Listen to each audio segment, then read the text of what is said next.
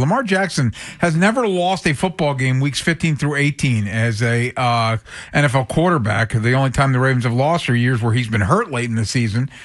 It was a limited sample, but we saw him do things that we've seen peak Lamar do in this game in Cincinnati. So with that in mind, is it possible Lamar's about to put that cape on as we head down the stretch here?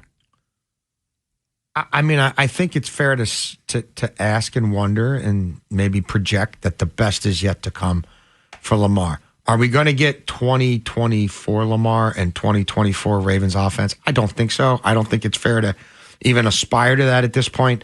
But can we get a more robust version of the Lamar experience? I don't think you pronounced it right. Yeah, I'm going to stick to my way and not our friend's way.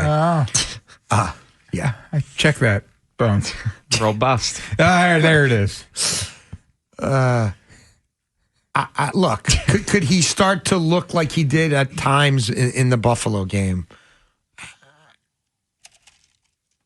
I think it's possible. I think that was a springboard performance and one that he was able to flash, look more spry, look more agile, look more explosive, but then not have to overdo it. Everything was low volume because they barely ran any plays and they won comfortably. And so he didn't have to overexert himself in the cold where you worry about soft tissue and things like that, especially for a guy who's been on the injury report with 5 different things. I think there's a lot of positives to take from that experience. And I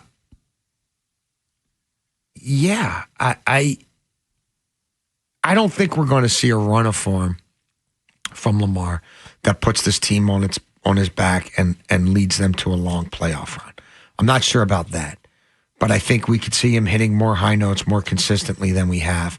And if the defense can play against good quarterbacks from here on out, they're not going to play as well as they did against Burrow, but if they can play well against good quarterbacks, can they make plays and get off the field on 4th down?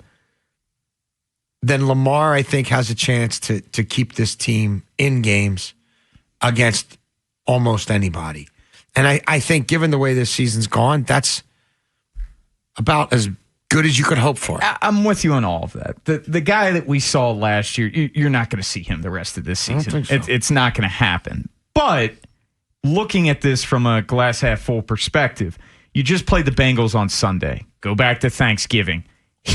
He looked night and day better than Thanksgiving night, where he was a serious detriment to this football team, and with an interception and losing 2 fumbles and missing layup throws to Zay Flowers on the sideline on a 3rd down play and a swing pass to Keaton Mitchell that he one-hops. He looks so much better than that from 2 weeks ago. And I also think it brings up this point where now that you're starting to see him a little more confident with his legs and running ability, and you saw some more RPOs, this opens up the playbook some more for Todd Monken as well. And it allows defenses to not just hone in on the give to Derrick Henry, where I think now defenses, they have to respect Lamar Jackson keeping it and taking it at this point. So I think there's so many layers to this where it hindered Todd Monken and it really hindered this team, especially when they get in the red zone, and we know how much of a struggle it's been for them in the red zone all season long.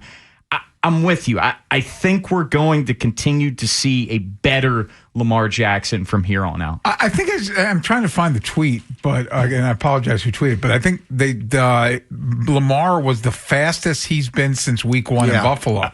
I have it. It was Ryan Mink. Yeah. He hit 19.23 miles per hour on the 12-yard run during the 2-minute drill.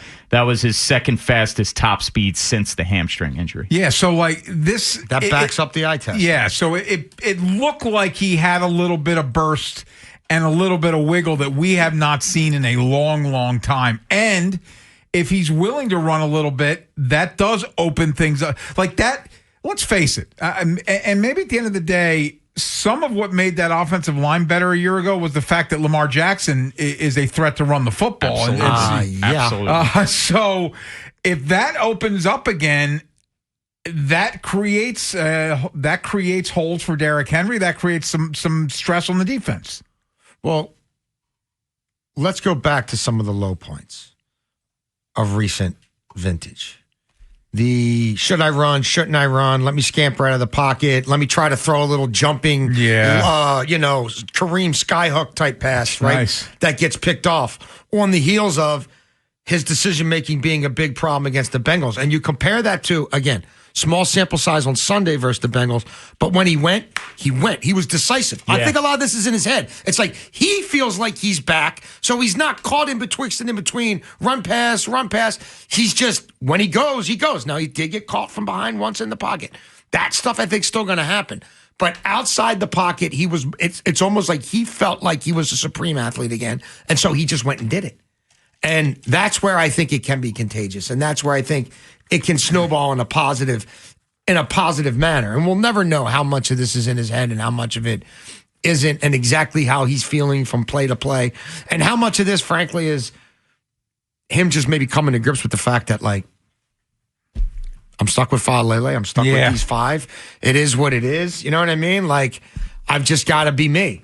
Well, I think a lot of it's mental. That's just sports across the board. And mental in the aspect you bring up the offensive line, where I think maybe there's not a ton of trust we've seen at times this season with the offensive line, and just trying to get through the multiple injuries that he's dealt with in recent weeks. But it's also realizing this, and I know we're about to get to the Steelers game on the other side. You're going to either have to run the table or go 2-1, and that one loss can't be against Pittsburgh in order to make the playoffs. So you're going to have to put everything you got. Because I saw something this morning after Pittsburgh won last night. So if the Ravens win Sunday against New England, next week's game for them is irrelevant.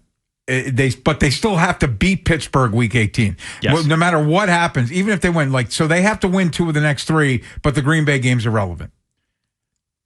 If Pittsburgh loses to Detroit. Yes. Pittsburgh loses. Pittsburgh has to lose to Detroit. Yeah. So, if Pittsburgh loses to Detroit, then Ravens, if Pittsburgh loses to Detroit, week 17 is irrelevant for both teams. They can sit guys because it doesn't matter. Yeah, I mean, they control their destiny, kind of. Again, they win out. Yeah, then they do. They do. So if they win all 3 games, they win the division. Yeah. Which they'd earn it. Yes, these are 3 tough games. They'd earn it. But again, if Pittsburgh loses Detroit, then they can lose to Green Bay, assuming they beat New England. Yes. It's a lot. It's a big. It's a morsel. But yeah, the bottom line is they haven't been as good against the AFC as we're accustomed to them being.